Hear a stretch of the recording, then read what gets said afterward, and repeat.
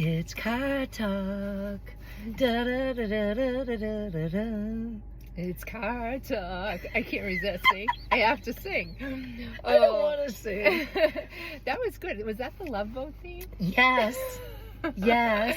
We are so old. Yes. All true. Oh, that's funny. All right. So, what are we going to talk about, Kathy? Let's talk about those easy kids. We always talk about difficult kids. 'Cause I'm easy. Oh, Want me to keep singing? We know you're easy. You're easy like Sunday morning. Hey, I like a good Sunday morning. I do too.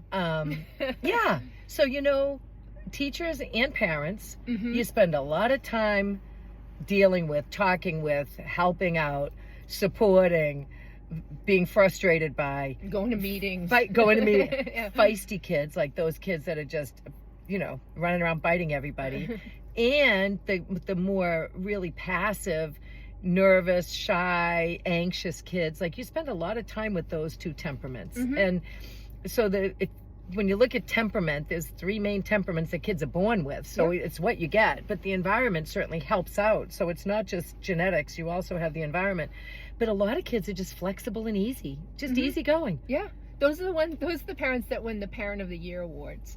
Like, you're like, Yeah. they're the best parent ever. Well, they get an easy kid. Yeah. That's why they look like the best parent ever. But I will say they got an easy kid because they weren't Mm. crazy themselves. I shouldn't say crazy, but if you're overly stressed out or you're overly Right. nervous or anxious or worried about everything that happens to your child can take some of that on, and they can be yeah. born with some of that because temperament's innate.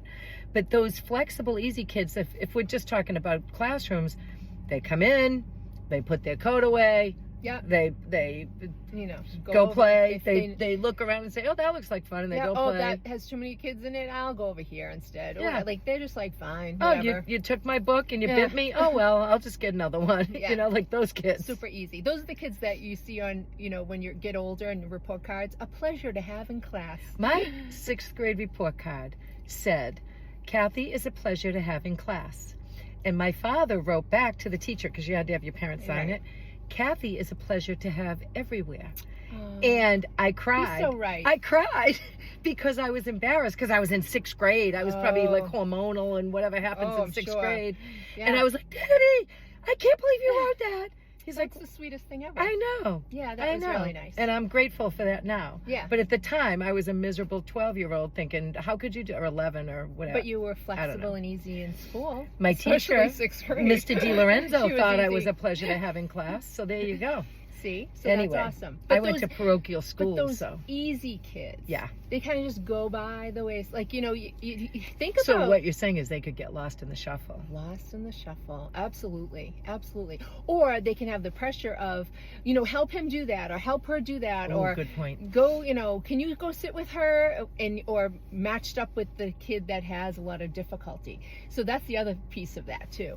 I never thought of that. Mm. I thought more of the child feeling, well, let's say, for example, that Leanne's the easy kid, which is clearly an example. But let's just say, and I'm the teacher, and I say, well, Leanne, I can rely on you to do the right thing. Mhm. Or Leanne's sitting nicely and ready for the Right. story. Or Leanne's got her coat on and ready to go. After a while, kids are going to say, I'm going to go take Leanne and shove her face against the wall because the teacher loves her the most. Like, teachers Exactly. have to be really careful about that kind of favoritism or using that kid as the example of how everybody should behave, because everybody's got different skills and abilities and Absolutely. temperaments. And recognize too, we've said this a lot, but when you're a teacher, sometimes you don't have conversations with those easy kids, believe it or not. You might say, oh, look at you, oh, hi, or oh, look, you're sitting so nicely. But have a conversation, that back and forth, serve and return. serve and return. Yep. And have that conversation with them, because you don't realize that you don't talk to them as much as you talk to the other children. You talk the anxious child, you talk them through things. The child that's difficult, you talk them through things, or you have conversations with them to calm them and do whatever. But those easy children, oftentimes it's just like, oh yeah, you went to grandma's, awesome.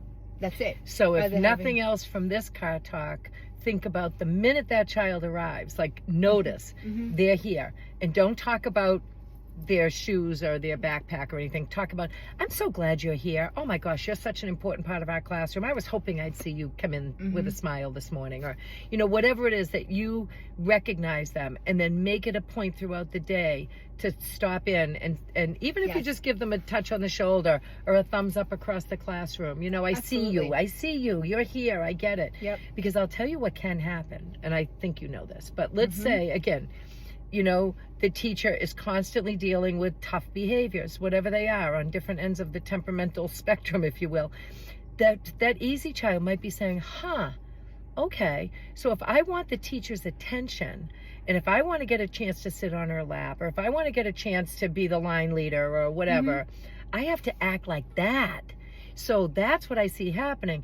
If I act crazy, or I shouldn't keep saying crazy, but you know, if I'm really being a challenge, the teacher will pay more attention to me. You might see those easy kids start to act like the kids that are more challenging for you, and that's certainly working against you. So so important to think about that. So look at those children, and I think too, those children are the ones that try and keep it together all day long, and then when the parents pick them up, they're just like, they might have a breakdown, or they might have a temper tantrum, and parents are like, what's going on? Like, why is this happening? It's because they're holding it in, trying to behave all day, and then as soon as they see their my parent, safe person is here, they lose it. So that's something else to think about with those easy kids. That's a really good point. And to let them know it's okay not to be perfect all the time, you know? Oh, well, that's okay, you spilled your milk, no problem, let's you know, get a paper towel, no big deal. Because those easy kids might also have those moments where they just feel like I can't cry in school. Right. But they can. Here she goes again. Easy like Sunday morning.